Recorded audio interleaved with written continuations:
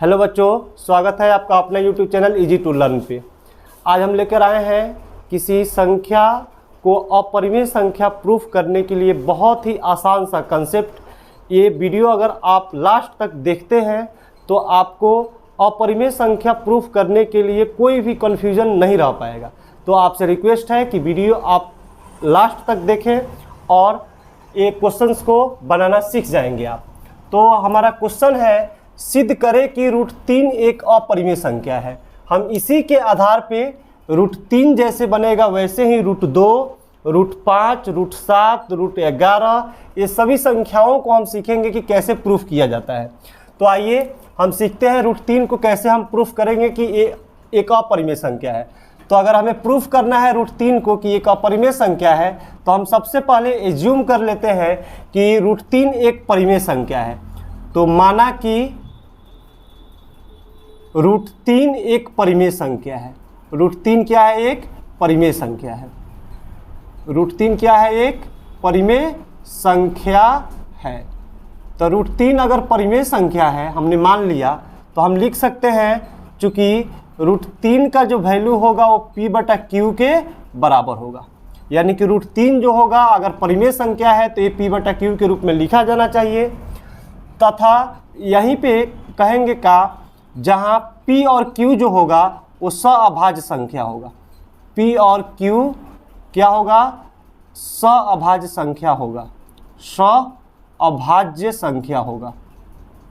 P और Q क्या होगा? सअभाज्य संख्या है। तथा Q is not equal to 0। तो ये परिमेय संख्या का कंडीशन है कि अगर कोई भी संख्या परिमेय संख्या है तो वो P/Q के रूप में लिखा होना चाहिए। P और Q जो होना चाहिए सअभाज्य संख्या होना चाहिए तथा Q का वैल्यू जो होना चाहिए 0 नहीं होना चाहिए। अब आप समझेंगे कि सअभाज्य संख्या होता क्या है। तो वैसी कोई भी संख्या जिनका HCF, जिन दो संख्याओं का HCF अगर 1 आ जाए तो उसे हम कहते हैं सअभाज्य संख्या। अब HCF 1 आने का मतलब क्या हुआ कि 1 के अलावा कोई बड़ा नंबर है ही नहीं जिससे P और Q कट पाए। तो इसीलिए इसका HCF कितना आ जाएगा? 1 आ जाएगा। यानी कि 1 के अलावा किसी दूसरे नंबर से कटना नहीं चाहिए। तब इन संख्याओं को हम लोग कहेंगे क्या? सअभाज्य संख्या है। तब हम आगे बढ़ते हैं इसके लिए। तो यहाँ पे लिखा हुआ है √3 is equal to P/Q। √3 is equal to P/Q। हम क्या करते हैं? दोनों तरफ वर्ग कर देते हैं। दोनों तरफ वर्ग करने पर, दोनों तरफ वर्ग करने पर हमें क्या मिलता है? √3 का square is equal to P/Q का स्क्वायर। तो √3 का स्क्वायर करेंगे तो आ जाएगा 3, P का स्क्वायर करेंगे तो P स्क्वायर बटा Q का स्क्वायर करेंगे तो Q स्क्वायर। अब हम तिरछा तिरछी गुना कर दें तो यहाँ से हमें मिलेगा 3Q square is equal to P square. तो आप देखिए यहाँ पे एक इक्वेशन मिला हमको 3Q square is equal to P square. अब इसका मतलब समझिए, 3 इधर गुना में है, इधर जाएगा तो क्या हो जाएगा? भागा में। इसका मतलब ये हो जाएगा, यहाँ से एक इक्वेशन बन के आएगा Q square is equal to P square बटा 3। तब आप इसका मतलब ये हो गया इस इक्वेशन का कि 3 से डिवाइड कर रहे हैं हम किसको? P स्क्वायर को। तो इसका भागफल कितना आ रहा है? Q स्क्वायर मर्तबा ये पूरा का पूरा कट जा रहा है। तो इस इक्वेशन का मतलब आप समझे कि 3 से P स्क्वायर में डिवाइड कर रहे हैं तो ये कितना मर्तबे कट रहा है? Q square. और इसका शेषफल कितना आ जा रहा है? 0 आ रहा है। तो इसका मतलब तो यही ना हुआ कि 3 जो है P स्क्वायर को विभाजित कर रहा है। 3 क्या कर रहा है? 3 P स्क्वायर को विभाजित कर रहा है। तो हम लिखेंगे यहाँ पे, चूँकि 3 क्या कर रहा है? P स्क्वायर को विभाजित करता है। विभाजित करता है। अब देखिए, अगर 3 P स्क्वायर को विभाजित करता है तो 3 P को भी विभाजित करेगा। इसीलिए 3 क्या करेगा? P को भी विभाजित करेगा। विभाजित करेगा। विभाजित करेगा। इतना हम बात सीख गए कि 3 क्या करेगा? अगर P स्क्वायर को विभाजित करता है तो 3 क्या करेगा? P को भी विभाजित करेगा। अब देखिए, अगर 3 P को विभाजित करेगा तो कितना टाइम्स में इसका भागफल कितना टाइम्स आएगा ये अभी हमको मालूम नहीं है। तो हम क्या कर लेते हैं, 3 अगर पी स्क्वायर को डिवाइड करता है तो हम मान लेते हैं कि 3 पी को के बार में डिवाइड करेगा। कितने बार में डिवाइड करेगा, के बार में। तो 3 के बार में अगर डिवाइड करेगा तो पी आएगा और इसका रिमाइंडर भी कितना हो जाएगा, 0 आ जाएगा। तो हम पी को डिफाइन करने के लिए लिख सकते हैं 3k। पी बराबर कितना हो जाएगा, 3k। तो यहाँ से हम लिख सकते हैं, इसीलिए P बराबर कितना हो जाएगा, 3k। हम इसे क्या कर रहे हैं, मान रहे हैं। जब हमको मालूम ही नहीं है कि 3 से P कितना बार में कटेगा तो हमने एज्यूम कर लिया कितना बार में कटेगा, k बार में। तो इसीलिए P को हमने वैल्यू लिख दिया 3 गुना k। तो P बराबर कितना आ गया, 3k। अब ये P बराबर जो 3k आया इसी का हम फिर वर्ग कर देते हैं। फिर क्या करते हैं, वर्ग करते हैं। तो अब दोनों तरफ वर्ग करने पर, दोनों तरफ वर्ग करने पर, दोनों तरफ वर्ग करने पर, तो दोनों तरफ वर्ग करेंगे तो P का वर्ग करेंगे तो P स्क्वायर आ जाएगा इज इक्वल टू 3k का वर्ग करेंगे तो 3k स्क्वायर आ जाएगा। तो P का स्क्वायर क्या हो जाएगा, P स्क्वायर, और 3 का स्क्वायर 9k स्क्वायर। अब यहाँ पे आप देखेंगे क्या कि पी स्क्वायर का जो वैल्यू है हम पहले से ही समीकरण 1 में निकाल के रखे हुए हैं। पी स्क्वायर का वैल्यू पहले से ही समीकरण 1 में हमें मालूम है कितना है, 3q स्क्वायर। तो हम पी स्क्वायर के जगह पे क्या लिख सकते हैं, 3q square is equal to 9k square. अब एग्जामिनर को समझ नहीं आएगा कि पी स्क्वायर लिख रहा था, यहाँ भी पी का स्क्वायर, तो पी स्क्वायर ठीक है, पी स्क्वायर के बाद 3 सीधे लिख दिया 3q स्क्वायर, तो कहाँ से लिखा। तो यहाँ पे आपको समझाना होगा कि समीकरण 1 से हमने लिखा है क्या कि P square is equal to 3q square. P square is equal to कितना, 3q स्क्वायर।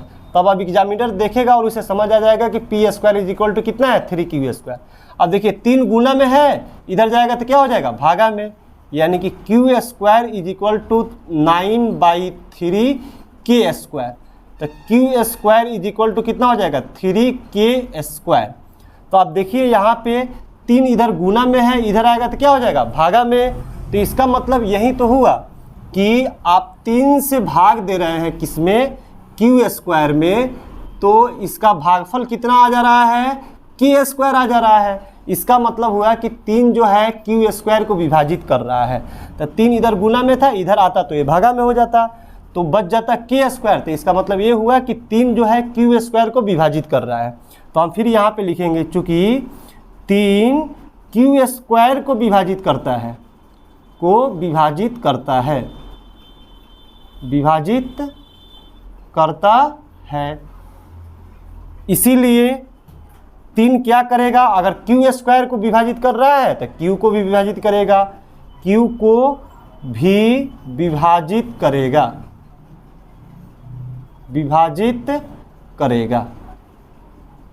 3 q को भी विभाजित करेगा। अब हमने देखा क्या कि 3 जो है p को भी विभाजित कर रहा है और 3 जो है q को भी विभाजित कर रहा है। जबकि जब हमने अपना मान्यता माना था उस समय देखा था कि p और q क्या है, सअभाज्य संख्या है। सअभाज्य संख्या कहने का मतलब कि 1 को छोड़ के कोई दूसरा सार्व गुणनखंड उसमें नहीं है, कॉमन फैक्टर सिर्फ 1 ही होना चाहिए, तभी हम उसे क्या कह रहे थे, सअभाज्य संख्या कह रहे थे। लेकिन देख रहे हैं क्या कि p 3 से भी कट जा रहा है और q भी 3 से कट जा रहा है। इसका मतलब कि p और q में 1 के अलावा एक और सार्व गुणनखंड आ गया, वो कितना आ गया, 3 आ गया। इसी के कारण से ये जो है हमारी मान्यता का विरोधाभास हो जाता है। तो हम लिखेंगे क्या यहाँ पे, चूंकि P और Q के पास 1 के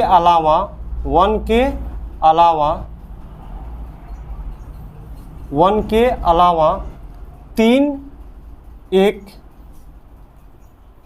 अतिरिक्त उभयनिष्ठ गुणनखंड है,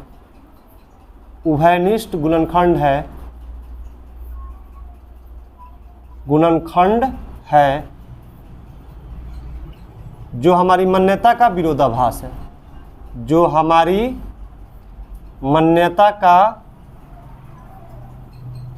विरोधाभास है।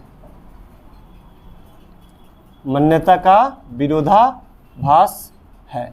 अब मान्यता का विरोधाभास कैसे है आप समझ गए होंगे कि हम लोगों ने माना था कि P और Q क्या है, सअभाज्य संख्या है। और सअभाज्य संख्या किसे कहते हैं, तो वैसी संख्या जिसके पास सिर्फ वन कॉमन फैक्टर हो, मतलब P 1 से भी कटे और Q भी 1 से कटे, 1 के अलावा किसी दूसरा संख्या से नहीं कटे, तब हम P और Q को क्या कह रहे थे, सअभाज्य संख्या। लेकिन जैसे जैसे हम आगे बढ़े, क्वेश्चंस को सॉल्व किए तो देखे क्या कि P 3 से भी कट जा रहा है, P क्या हो रहा है, Q से भी कट जा रहा है। तो इसीलिए हमने लिखा P और Q के पास 1 के अलावा क्या 3 एक अतिरिक्त उभयनिष्ठ गुणनखंड है, जो हमारी मान्यता का क्या है, विरोधाभास है। इसीलिए यहाँ हमारी मान्यता गलत हो जाती है, यहाँ हमारी मान्यता गलत हो जाती है, मान्यता गलत हो जाती है।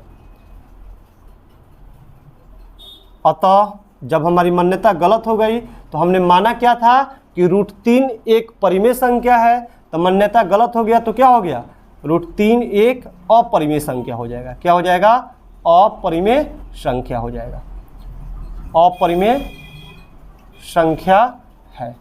ये सत्यापित हो गया।